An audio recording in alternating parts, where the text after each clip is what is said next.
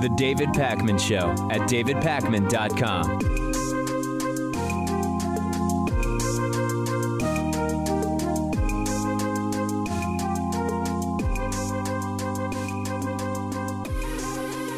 We cover corruption and the corporate lobbying sort of industrial complex on the program. We also talk about two justice systems on the program quite a bit. And we've also talked about the emoluments clause, which forbids the president from getting things of value from foreign governments. And one of the things that foreign governments have been doing to ingratiate themselves with Donald Trump is when they go to D.C. on official business, they opt to stay at Trump's somewhat new hotel in Washington, D.C., which is just a few blocks down the road, down Pennsylvania Avenue from the White House. Arguably, that would be a violation of the emoluments clause from Trump's perspective, because these are foreign individuals who are coming to the U.S. to lobby the Trump administration for things, and they are giving Donald Trump personally something of value, namely their dollars, through his for-profit hotel in Washington, D.C. This has included Kuwaiti and Filipino embassy staff. This has included Saudi Arabian lobbyists. This has included holding a large oil industry group meeting at Trump's hotel. It's a pretty long list. And now we have a domestic example of staying at Trump's hotels to curry favor with him. Last April, there was a big merger announcement. T-Mobile wanted to merge with Sprint. It was going to be a $26 billion merger. It would double T-Mobile's value. It would very much increase the market share of T-Mobile. But that was a merger that needed Trump administration approval. We've now learned that the next day after the announcement of that merger plan, T-Mobile executives booked rooms at Donald Trump's Washington hotel, the Trump International Hotel, and they've been staying there regularly since. By June of 2018, one executive had stayed at Trump's hotel 10 times.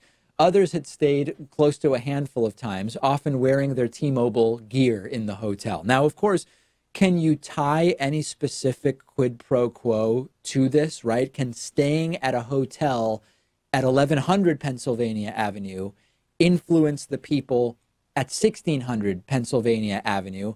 It would be tough to find a specific quid pro quo on that basis. But this is the type of conflict that the Trump administration is just totally riddled with. It's kind of like a pilgrimage, right? You want favorable rulings or influence or commentary from the Trump administration. First thing you do is you reserve some suites at Trump's hotel a couple of blocks down the road from the White House. And patronizing Donald Trump's private business is now sort of a proxy to influencing public policy from this administration.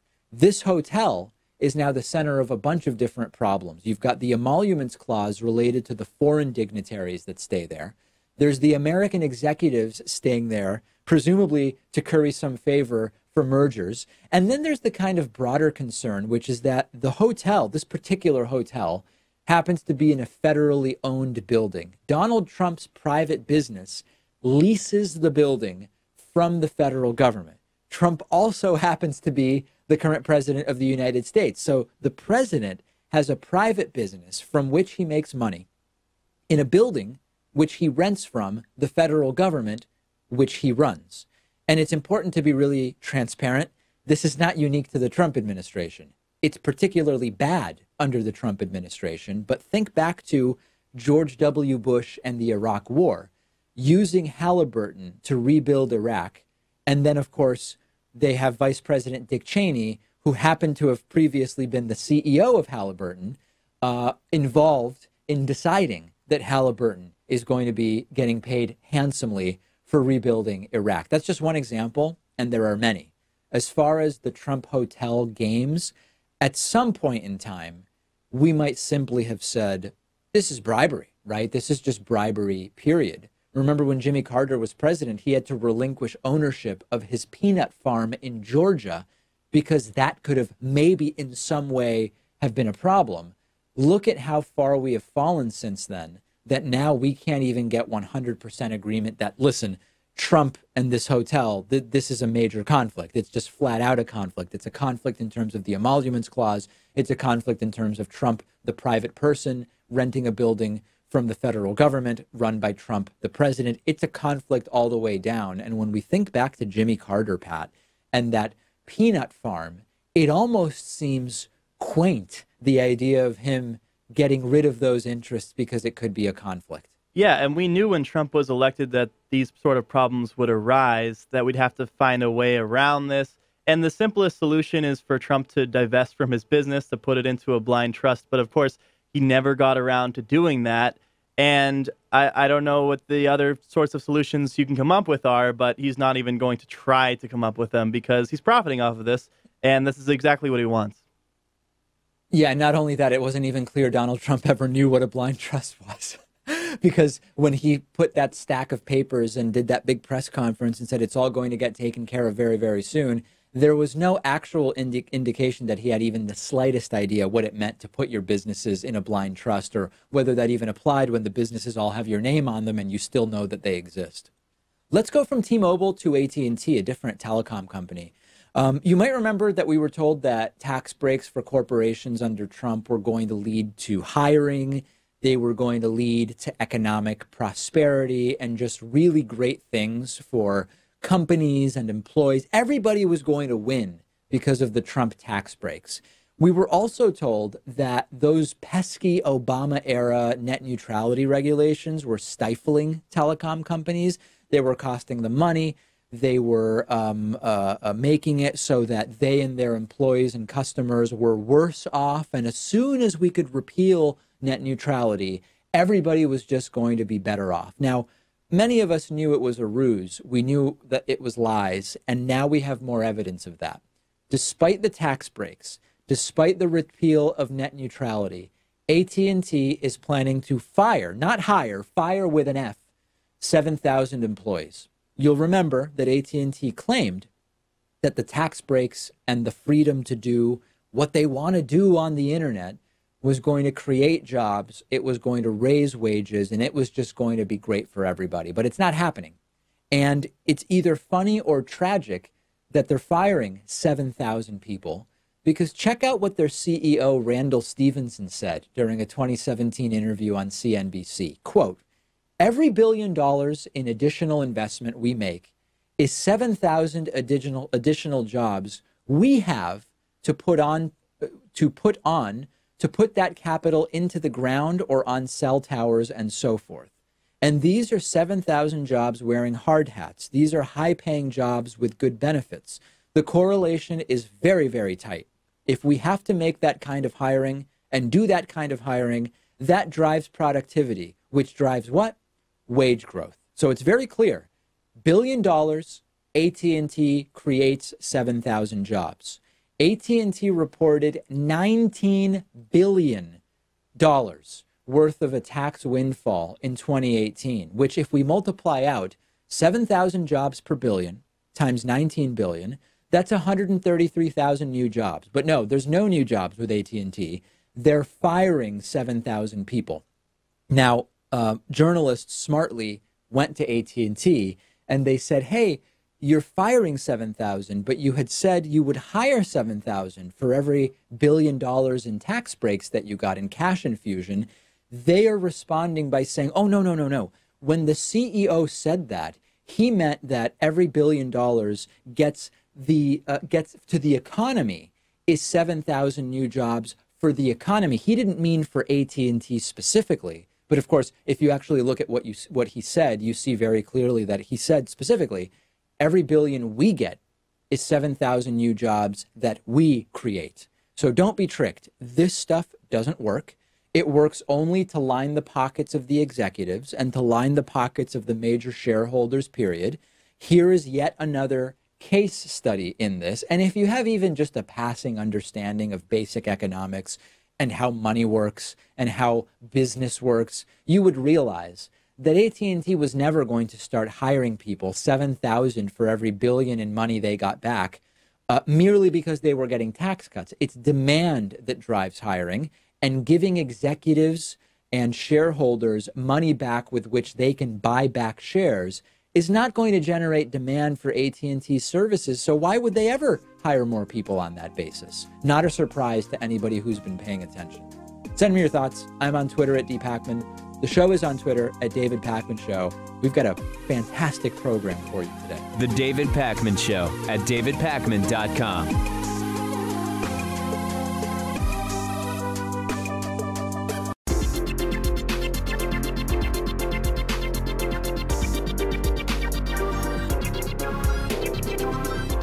The David Pakman Show at davidpakman.com. Let me say a quick thank you to today's new member of the day, John Harvey II. I also want to say thanks to Mark Dimmitt, who is today's longtime Hall of Fame sustaining member of the day with us almost 5 years. John and Mark, thank you. This is a program that's mostly funded by viewers through the membership program and by listeners through the membership program. If you've been here for a while, if you like the show, if you'd like to see the show continue, consider supporting us. It doesn't take a lot of money to move the needle. I get emails all the time from people saying, I want to contribute $100 a month, but I can't afford it. So I'm contributing nothing, to which I say, well, contribute $3 a month. Use the coupon code THISIS2020, which will drop a $6 a month membership to just $3.60 for the month.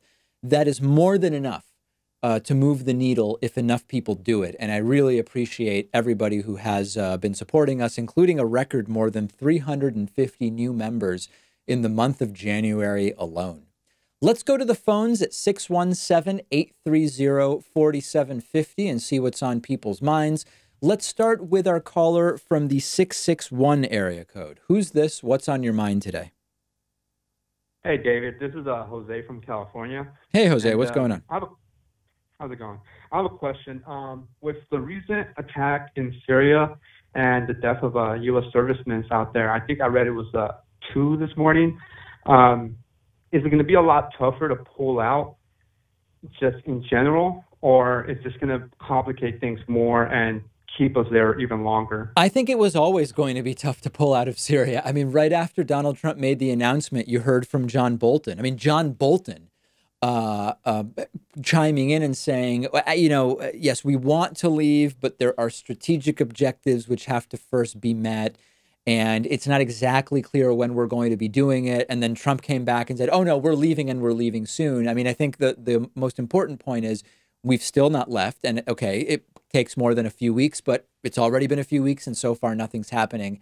I don't think that the deaths that you're talking about make it any easier. But I think it was already going to be pretty darn complicated to just get out of there.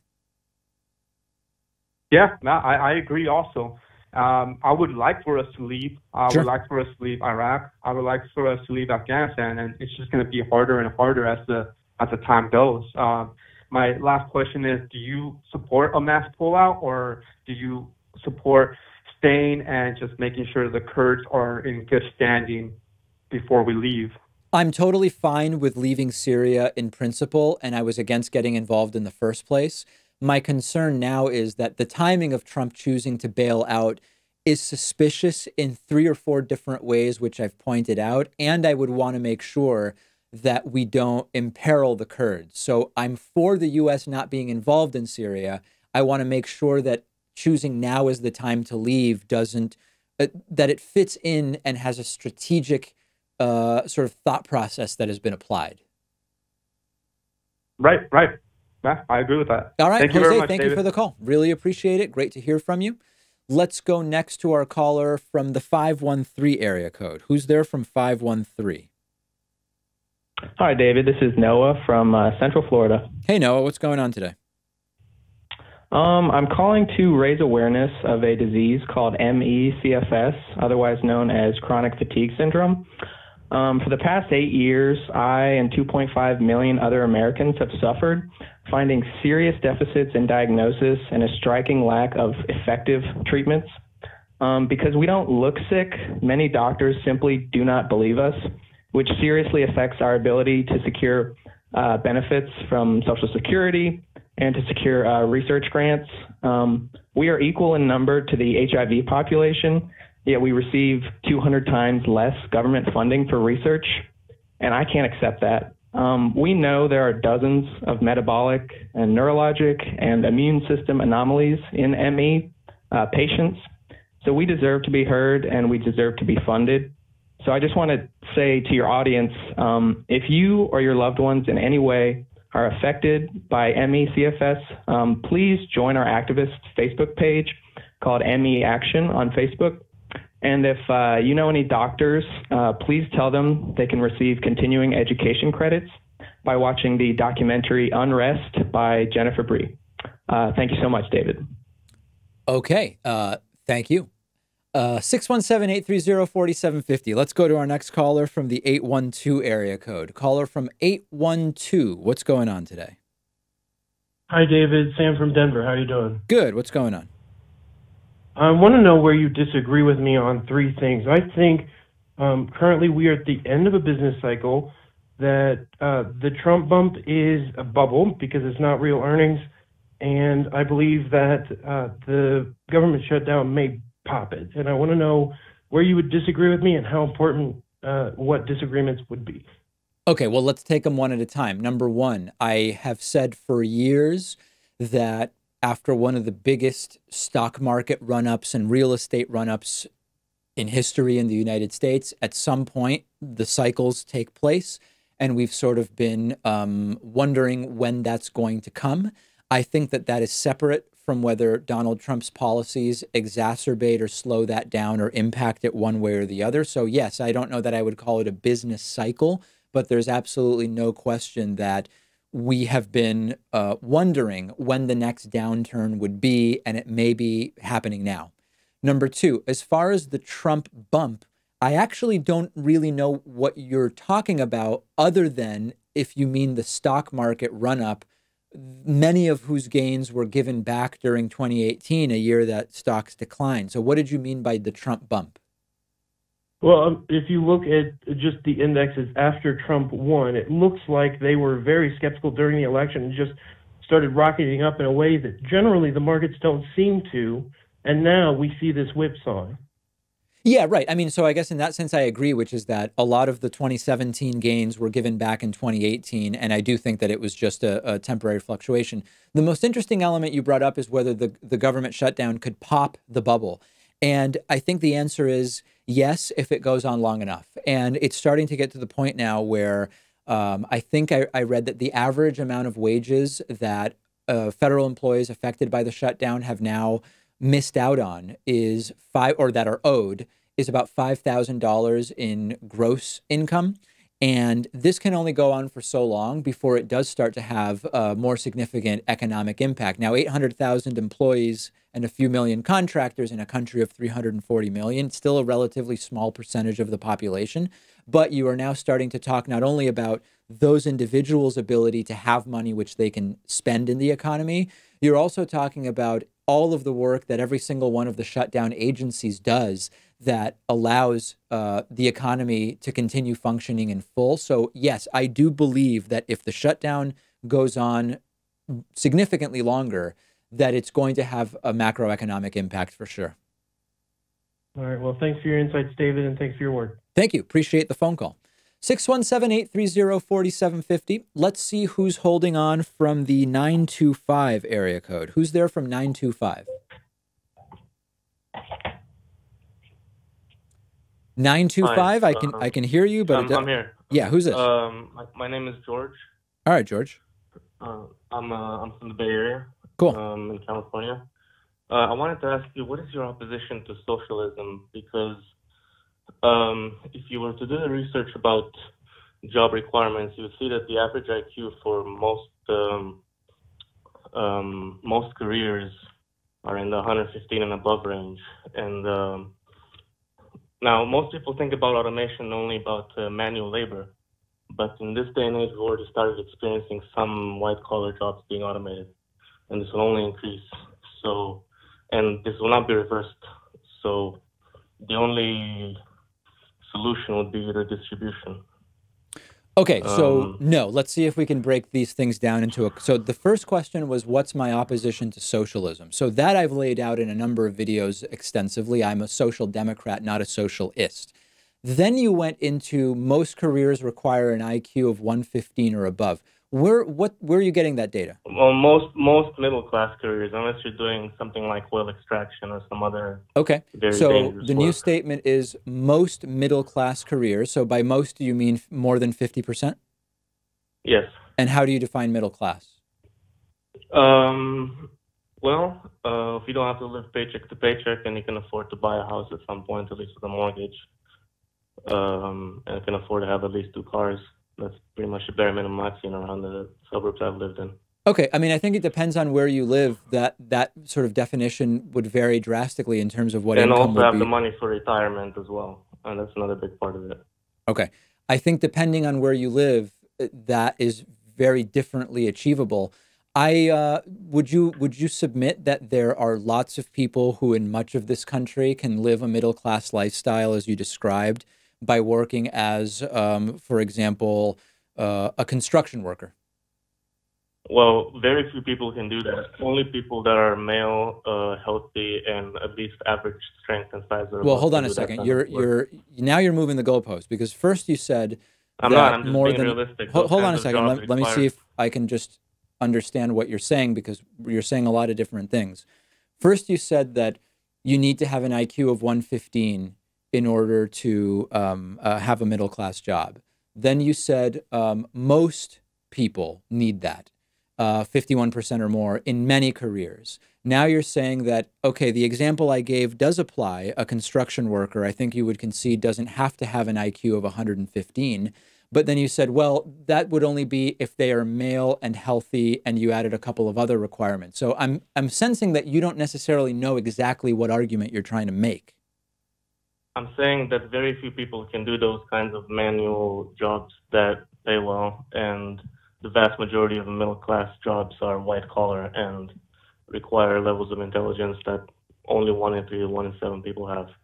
Yeah, I just don't agree. I just don't. Where are you getting that data? Where's that data coming from? Because just a superficial thought experiment suggests that that's not the case. That has averages for what the IQ average for every type of bachelor's is, and for every type of career, and basically for nursing, you need something like around 105. For economics and accounting, you need something like 106 to 108. Same with psychology. For teaching, you need 110. But those are all white collar. Those are all what you would call white collar careers, and the numbers you're citing are below 115. So that seems to directly contradict. Well, the thing is though that's the 115 number. That's when people are at their peak, and that's only between age 20 and 30. And the thing is that IQ drops at about 5 points per decade. So within 1 decade, that would basically be, that's what the research from the You've now given me like 12 different sets of requirements and ifs, ands, and buts. Like I would rethink this and call back. Okay, I got a lot of people holding, but what you're saying is not making sense. I disagree with the premise, and I disagree with the conclusions. Okay. Let's take a quick break. Don't hang up if you're holding, because we are taking more calls. So don't hang up. We'll be right back with more of your phone calls after this. The David Pakman Show at davidpakman.com.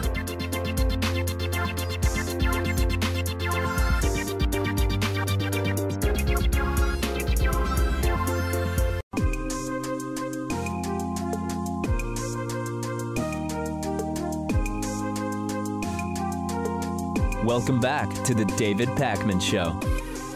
Let's go back to the phones at 617-830-4750. A lot of people calling in with a lot of different things they want to talk about. Let's go next to the 516 area code. Caller from 516. Who's this? Where are you calling from? Hi, David. My name is Paul, calling from Los Angeles. Go ahead, Paul. It's a bit of a long-winded question, but stick with me if you don't mind. I'll probably get you into some hot water. Do you feel the recent scandals affecting the Women's March regarding Sarsour and Mallory demonstrating their refusal to condemn Farrakhan and their purported claims of that Jews uphold white supremacy and were responsible for the African slave trade, and even their long omission of Jewish women in leadership roles, and omitting Jews from its list of so-called unity principles, which were minority groups whose rights they were making it their mission project, as well as Rashida Tlaib's dual loyalty charge on Twitter while sporting a Palestinian shawl and putting a map of the Middle East in her office upon getting sworn in, and Ilhan Omar's blatant bait and switch regarding her stance on BDS that she when she was speaking about it during before the election in synagogues that just to court Jewish votes, and then immediately reverse her stance upon her election. Do you think that these are clear examples of anti-Semitism marketing itself as anti-Zionism, and even show very eerie similarities to what's going on in the labor movement in Britain at this time? Okay, there's about 10 different things in there, and they're not all exactly related in the way that you're sort of packaging them. So let's see if we can take them one at a time. As far as the Women's March leaders, I've been criticizing them for 2 years at this point, and I take some heat for it, but I call it like I see it. I say whatever I want on the show. If people disagree with me, that's totally fine. If they don't want to support my show because of my view on the Women's March, okay. But I think that it's become toxic. I think it's basically self-imploded. We played clips from the Tamika Mallory, Bob Bland interview on the View earlier this week. It's just a total embarrassment. And I think that there are a number of different criticisms to make there. As far as Rashida Tlaib and Ilhan Omar and their positions on BDS and the Israeli-Palestinian conflict, I'm really only familiar with Rashida Tlaib and how she at one point claimed to be for a two-state solution, but now I guess is for a one-state solution. So I disagree with that position. I don't know if it's bait and switch or not. That requires a little bit of a subjective analysis. I'm just not familiar enough with Ilhan Omar's position. I highly suggest that you take a read at the statement that was released regarding the BDS stance. I don't remember if it was Tlaib or Omar, but I think it was Omar's. Prior to the election, it was very much showing, her support for a dialogue and agency on both sides and so forth. Is very antithetical to a one-state solution, which she. So anyway, I highly that's what I'm saying. I'm against that. I'm for a two-state solution. To your more general question about anti-Zionism being used as a veil for anti-Semitism, I've spoken about this many, many times. I'm not in a position to say if any of the individuals you listed are anti-Semitic deep down. I just don't know. Anti-Semitism masquerading as anti-Zionism exists.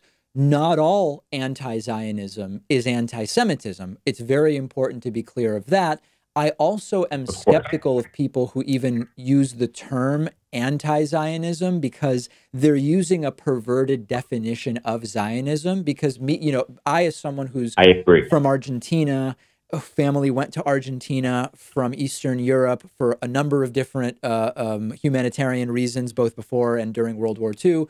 Zionism in that era really just meant we think there should be a place where we know Jews won't get kicked out.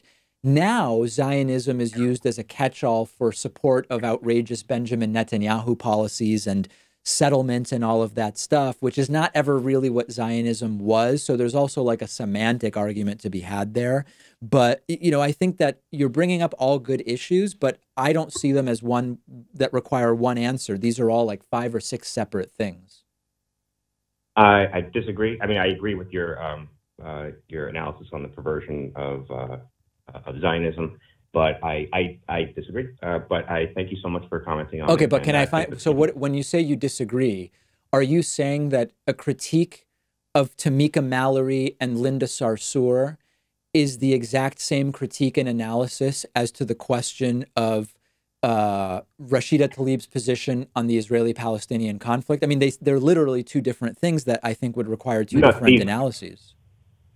Of course, but I do think that there is a pretty clear, broader sort of agenda here, which is using platforms and leftist grievances to further a pro-Palestinian / anti-Israel agenda. And that certainly exists. I would want to be really sure of where I'm claiming it exists before I say that, because that's just not always the case. But you're bringing up good points, and I really appreciate the phone call, Paul. Hope to hear from you again. Let's see what's going on with our caller from the 202 area code. Caller from 202, who's there? What's on your mind today? Hello? Yes, that's you. Okay. I wanted to comment on, I think, some of the backlash you got from your AOC coverage. Okay, what's your name? Valencia. Okay, and there's something going on in the background there. I don't know if it's my own voice feeding back or what, but if there's anything you can turn down there, that would be great. Okay. That is my voice, now I'm realizing. Hello? Is that Yeah, better? go ahead. I just wanted to say I think some of the criticism that you received, I don't know if anybody quite made this argument, but basically a lot of the attacks that AOC gets are like on their face, racist and sexist, and a part of that attack of her is discrediting her intelligence. So when you make commentary about her that in some way ties into that narrative of questioning how intelligent she is, I think people really get up in arms about that, and that's all I wanted to say, kind of. So Valencia, I'm glad you're bringing this up to me. Let me, if you were to say that something is racist against Alexandria Ocasio Cortez, which race would we be talking about? That she's Hispanic. Okay, fair enough. And so if I understand your argument correctly, you're saying that there could be people who perceive my criticisms of Alexandria Ocasio Cortez as a sort of assumption that as a Hispanic woman, she might be less intelligent or something like. I'm not saying you're saying I think that, but you're saying that that could be interpreted in that way. Yeah, I don't think it's necessarily, because I think majority of people who view your videos know that that's not the case. But when I think people are very protective of her and excited about her policy, so that they're very willing to come at anybody who even a little bit sounds like they're making an argument like that, and especially about the intelligence thing, because that is a huge part of the reason that people, that's how they'll take her down. Oh, she's an idiot. Like, I think I even saw an article that compared her to like a left Sarah Palin, that she will eventually be, seen to be the real idiot that she is. So when the critique of her policy is like kind of questioning whether or not she understands the issues at hand, it kind of feeds into that general narrative of questioning her intelligence, which is a product of the racist and sexist attacks that she gets. Now, you're saying equating her to Sarah Palin. Sarah Palin's intelligence was also questioned, and as far as I know, Sarah Palin's white. So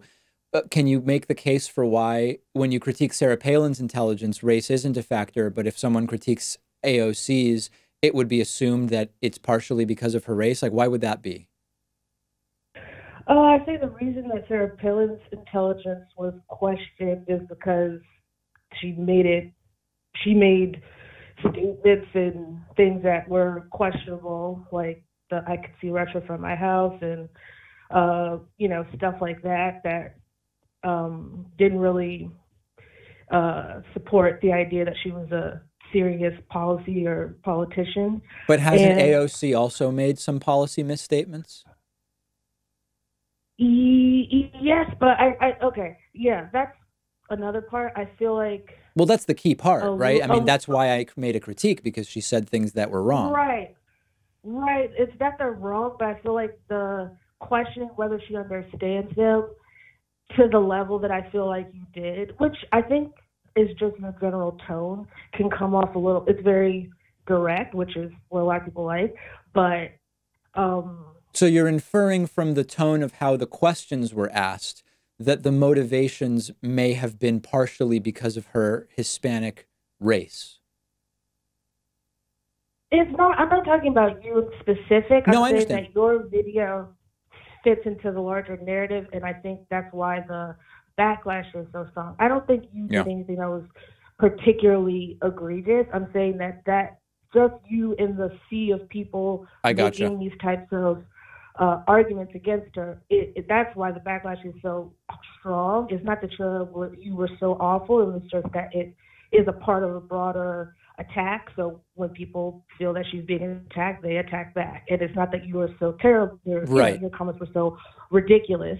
Should it make any difference in how we interpret the attacks? So, like, I'm an immigrant from Argentina. I spoke Spanish as my first language, and then, I immigrated to the U.S. and I spoke Spanish at home, and then I learned English. Is that identity piece a factor in whether a critique of mine of a Hispanic woman would be understood to be racist? Like, would my identity matter in that? I think it does, but I mean, hopefully this isn't, a rude thing to say, but I don't think you read necessarily as Hispanic when people come across your content, whereas she's Alexandria Ocasio Cortez, so that's like front and center. She makes that a part of her branding. So I think that piece is always there, whereas if you, I don't know, just people coming across your video would necessarily categorize you as a Hispanic person making a critique of That's fair. You're absolutely right. I mean, they wouldn't. But I think that this is the problem of getting into these identity games, because when we say a critique of Alexandria Ocasio Cortez could realistically be seen as possibly motivated by the idea that Hispanic people are less smart. But similarly, a critique of Sarah Palin wouldn't be because she's white. But what if the critique comes from someone who's Hispanic? But what if the person doesn't appear to be Hispanic at first glance? I think this is why I'm just not sure that this is even a good path to go down.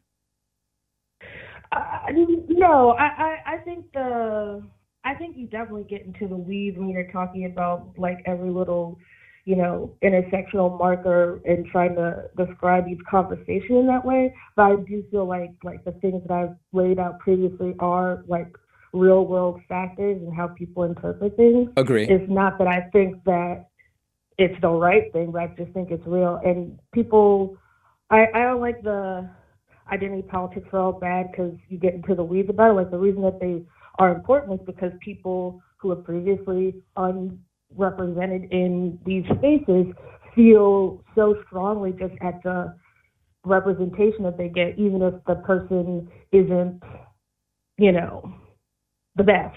I'm on board with that. And I've made it clear that that's why I think identity is important.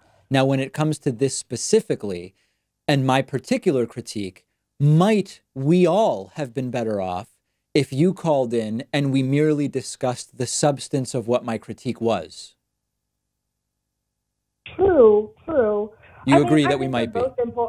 I think they're both important because we're all still working through dealing with different people, different backgrounds and all that kind of stuff. So it's still important to call out how that affects the issues as well. Like certainly the policy issues are important, but that's half the reason why, this shutdown is going on right now is that the racism and xenophobia of Donald Trump and his administration is obstructing the government shutdown, which is, a part of what also affects how Alexandria Ocasio Cortez is perceived in general, her race.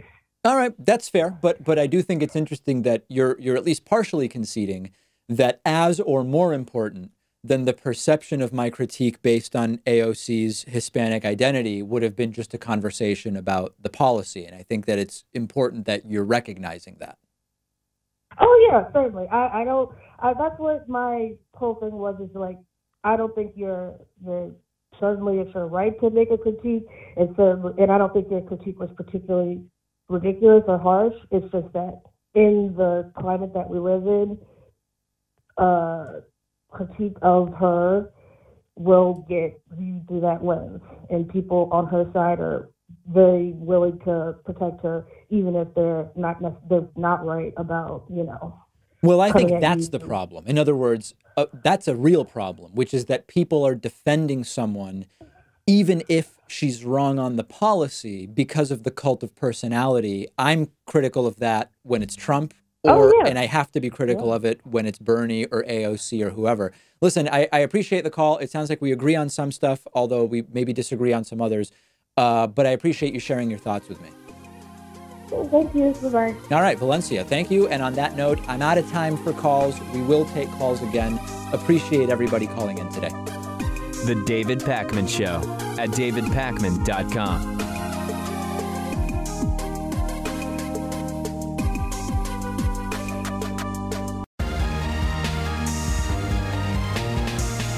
The David Pakman Show at davidpakman.com.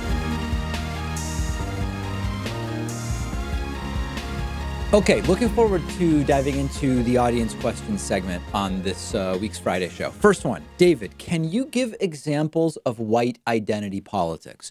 Okay, so I'm going to answer this one without any, the question is so succinct that this person's question could be completely innocent. It could be a trolling question. It could be a rhetorical question. I don't know. It doesn't matter. So I'll just take it as an opportunity to sort of give some context and give some examples. The question needs context. When we talk about identity politics, what we're talking about is the idea of, I guess we could call them alliance platforms or political alliances or platforms built on identity groups, often religious groups, racial groups, social background, religion, sexual orientation. You could have it. You could have a military status identity group, whatever. 90% of so-called identity alliances are basically the realization that people's identity is important and it can bring unique perspectives which should be listened to when thinking about politics. The other 10% is where it goes off the rails, and I've been critical of it when it goes off the rails, is where it starts to become exclusive of people who are not part of the identity group. It becomes destructive, it becomes divisive and toxic, and I'm against it, and I have no hesitation to tell you that there is a fraction of identity topics in politics which become divisive and toxic. Typically, identity politics is based around non-agent identities. So, for example, if I say to you gender, historically, men are the agent identity and the sort of agenda setters. And when people talk about gender, we imagine, oh, this is a conversation about women. In race in the United States, the agent identity race is white. And when we say we need to have a conversation about race in the United States, people's minds go to minority groups. We think about black people, we think about brown people. Sexual orientation. The agent identity is heterosexual, cisgender individuals. When we say, let's talk about sexual orientation, most of us understand it's a conversation related to gay, lesbian, bi, etc. So when we say white identity politics, we're talking about identity politics around an agent identity, at least in the United States. Exhibit A of that would be the alt-right, which is effectively a white identity movement. And people will say, well, but here's a black guy who's alt-right. Okay, it doesn't matter. As a general overview, the alt-right is a white identity movement. Exhibit B, which has a lot of overlap with the alt-right, is white ethno-nationalism type movements. People like Richard Spencer, for example, wacky Fox News guests who say white men are now oppressed in the United States. Trump's campaign contained a ton of white identity politics, and you can see it in that his positions that he would espouse implied, or sometimes even said, that he was going to protect middle-class white people from brown immigrants coming over the border to take their jobs, maybe to rape their women, maybe to kill their kids, their children. Brown immigrants from the Middle East committing acts of terror, so on and so forth. So it was a sort of de facto white identity politics. And white identity politics, in a sense, is sort of, it's apocryphal in a proverbial sense, because white identity is not under attack. White people are not oppressed. There's no power structure or structure of discrimination which would lead us to say it's totally logical that white people as an identity group would be organizing to lobby for politicians that will improve their circumstances, because they are the agent identity group that has historically defined the terms and controlled the situations, the institutions of power, better said. That being said, the hypocrisy we point out is that many of the people who slam identity politics as a general umbrella term participate in it themselves, but only with certain identities, white being one of those. I'm ready for the comments. I know some people will not be pleased with my analysis, but that's the way I see it, and that's what the viewer asked. Next question today. Hey, David, what would an actual compromise border security deal look like to get government reopened, but to actually do some stuff on border security? Okay, number one on the list is that companies who hire undocumented immigrants have to be punished to the fullest extent of the law.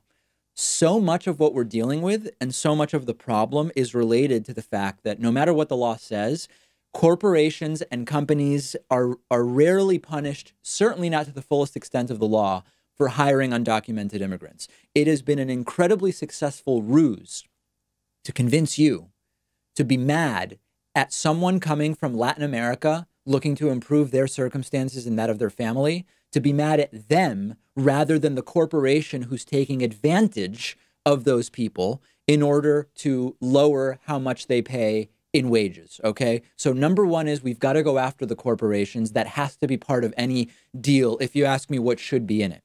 Drones, cameras, and motion sensors absolutely have to do it. When you talk about the number of miles of border that we have, when you remember that the ports of entry are actually the places where 90% of the drugs are coming through, you need technological assistance rather than just putting up a wall, particularly when only 1/3 of those who are coming into the U.S. undocumented are physically crossing the border. And of those 1/3, many are coming to the border and asking for asylum, okay, which is not against the law. We need more staffing for the ports of entry, where, again, most of the drugs are coming through the ports of entry, not through areas of the border where we would put a wall. So we will catch more smugglers of drugs and people, and we can also speed up that process because a lot of those ports of entry, you will spend hours trying to get back into the United States or into the United States if you're coming from another country. Now, as far as that's what I would like to see, as far as what sort of compromise might actually lead to a deal, or what Democrats could ask for in exchange for $5 billion to start the wall. Because remember, even if Trump gets the $5 billion today or tomorrow, that's the beginning of a process which will take a long time and which the next president can just stop. Okay, that's a really important thing to remember.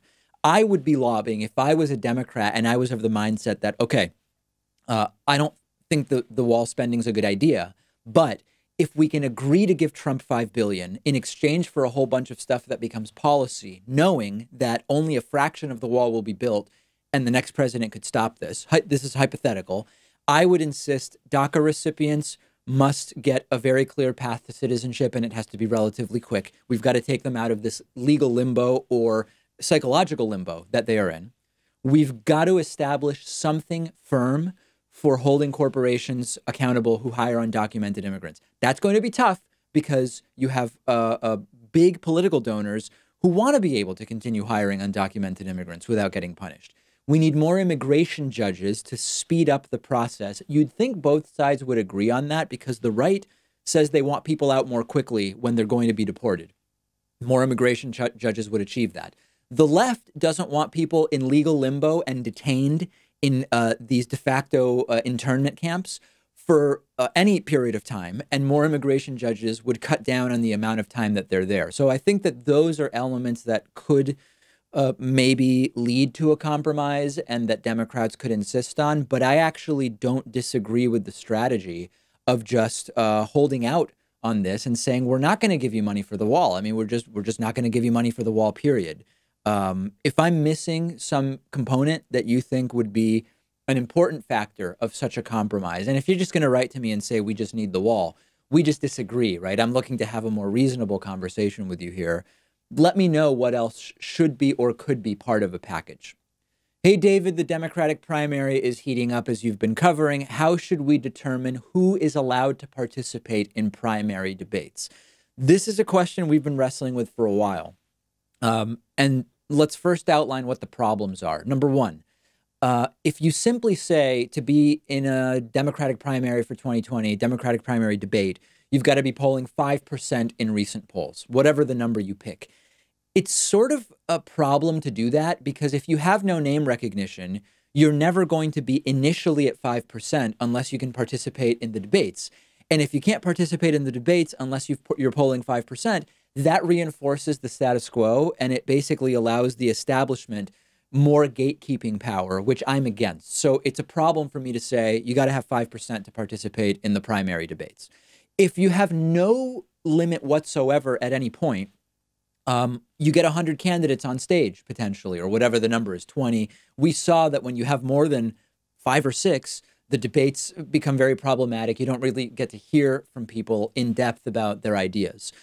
Another idea is you have to be formally on the ballot in enough states to get 270 electoral votes. The problems there are earlier on in the process, not everyone is, a lot of candidates wouldn't yet have made those filings. So that's a problem.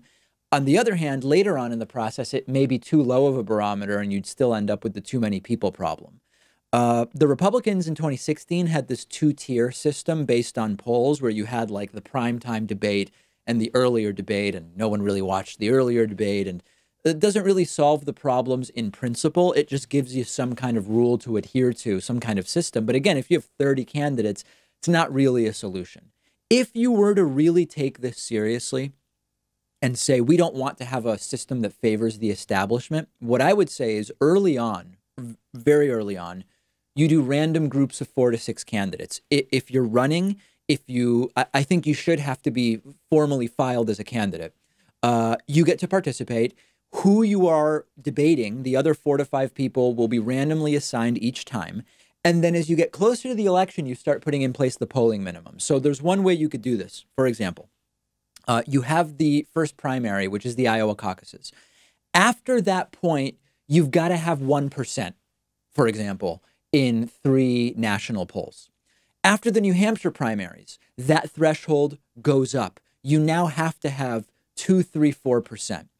After the Nevada caucuses, you then have to have 5%. But up until that point, you have this random grouping of 4 to 6 who can participate in the debates. This way, you're not putting anyone out early for not having name recognition. You're giving them a chance to be seen, but they've got to build momentum. The further into the primary process you get, once it becomes clear that they're not going to win, if we've had 7 primaries and you're not polling 3%, you're not going to win, right? So you can have a sort of scale that becomes more and more difficult. It's sort of like at the poker table. You can hang out and play without really participating in too many hands just by betting the minimum, putting in your big blind and your small blind. But eventually those blinds are raised such that if you've not been winning, if you've not been participating, you're going to get pushed out just because you can't cover the blinds anymore. That's sort of the idea. Other ideas I've read about include like donor money. I don't like that. That reinforces the worst of politics. We're trying to get money out of politics and saying you will be rewarded by being able to participate in the debates if you're raising a lot of money. I don't like that, and I've not seen any other particularly good ideas. Send me your thoughts if you like my idea, if you don't like my idea, if you have other ideas, and we'll do a follow-up about this. Great bonus show for you today. I'm out of time, but it's a good one. Get access to the bonus show by being a member. If you like the show, do the right thing. Support what we're doing. You don't need to spend $200 in order to make a difference for what we're doing. You don't need to spend $100 or 90 or 80 or even 60 or 50. If you use the coupon code, this is 2020, just $3.60 a month actually moves the needle for us because of the size of the audience and the number of people who can throw in their $3.60 a month. Go to www.joinpacman.com, use the coupon code, this is 2020, and I look forward to talking to you on the members-only bonus show in just a couple of minutes.